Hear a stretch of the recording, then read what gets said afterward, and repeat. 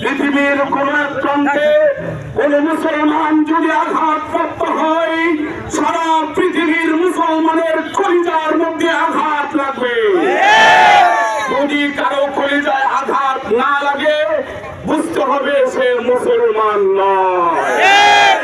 ভাইরা আমার, ইসরায়েল তারা তাদের ছোট্ট বাচ্চাদেরকে যখন কথা বলতে শিখে, হাঁটতে শিখে, তখন থেকে তাদেরকে শিখিয়ে দেওয়া হয় মুসলমানরা তোমাদের চিরদুশমন, মুসলমানরা শত্রু।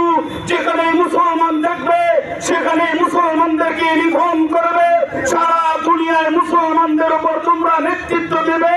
এই মানসিকতা তাদের ছোট্ট থেকে লালন করা হয়।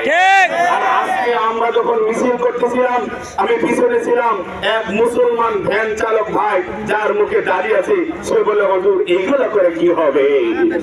চিন্তা করছেন আমাদের চিন্তা চেতনা কত?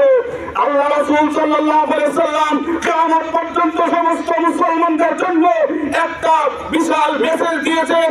হে মুসলমানেরা, মান রাআ মিনকুম মুনকারান ফালইউগাইয়িরহু বিয়াদিহি ফাইন লাম ইস্তাতি' ফাবিলিসানিহি ফাইন লাম ইস্তাতি' ফাবিকলবিহি যালিকা আযআফুল ঈমান। আল্লাহ রাসূল সাল্লাল্লাহু আলাইহি সাল্লাম বলেন, হে দুনিয়ার মুসলমানেরা, কিয়ামত পর্যন্ত মুসলমানেরা তোমরা শুনে রাখো, পৃথিবীর যে কোনো প্রান্তে যেখানে অন্যায় হবে, অত্যাচার হবে, জুলুম হবে, নির্যাতন হবে, তোমরা তোমাদের শক্তি দিয়ে প্রতিহত করো।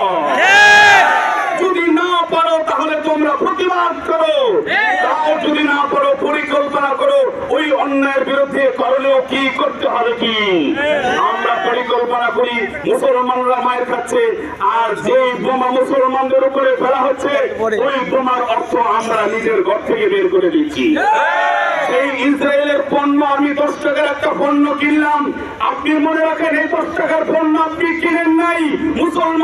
মুসলমানদেরকে ধ্বংস করার জন্য, ফিলিস্তিনি মুসলমান সহ বিশ্বের মুসলমানদেরকে ধ্বংস করার জন্য আপনি একটা ফান্ড এখানে দিলেন, আপনি সহযোগিতা করলেন। সুতরাং কে বর্জন করলো আর কে করলো না এটা দেখার বিষয় নয়। আপনি আপনার ইমানি চেতনা থেকে, আমি আমার ইমানি চেতনা থেকে এই মুহূর্তে সিদ্ধান্ত নিব, মরণ পর্যন্ত আমার ঘরে ইহুদি কোনো পণ্য ঢুকবে না। দোকানদার ভাইদেরকে অনুরোধ জানাবো, আপনারা যদি না খেয়ে মরতে হয়, ব্যবসা যদি বন্ধ করা লাগে, আল্লাহকে খুশি করার জন্য, ঈমান হেফাজতের জন্য আজকের থেকে ইহুদি সকল পণ্য বর্জন করুন। এটা আপনাদের ঈমান।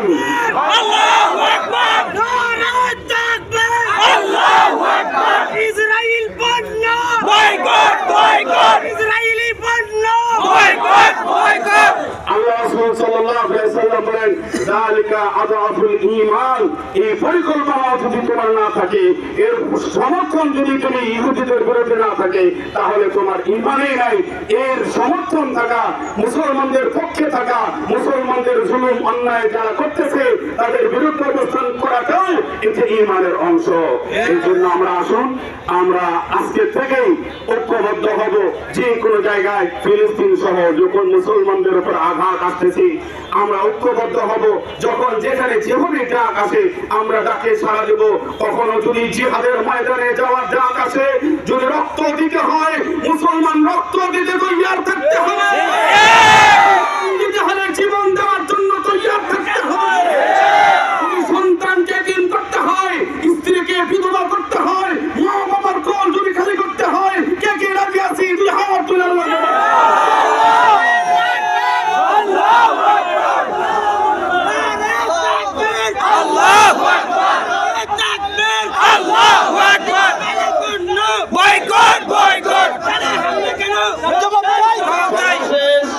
পার্বতীপুর ছাত্র জনতা ভাইদেরকে আমি উদ্দেশ্য করে বলবো, আপনারা যে শক্তি ইতিপূর্বে দেখাইছেন, আজকেও পার্বতীপুরে দেখাইছেন, আমি সমস্ত ছাত্র জনতাকে বলতে চাই, আপনারা ঐক্যবদ্ধ হয়ে যে কোনো ভালো কর্মসূচি দিবেন, আমরা পার্বতীপুরবাসী আপনাদের সাথে আছি ইনশাআল্লাহ। আল্লাহ তাআলা আমাদের সবাইকে কবুল করে। আমিন। আমা আলাইনা ইল্লাল বালাগ।